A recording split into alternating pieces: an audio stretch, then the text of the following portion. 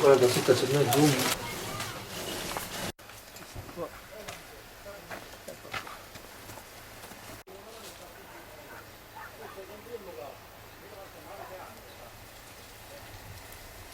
Nei guai.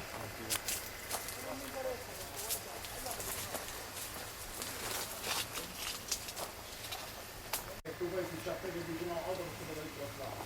Invece no, io dico la verità.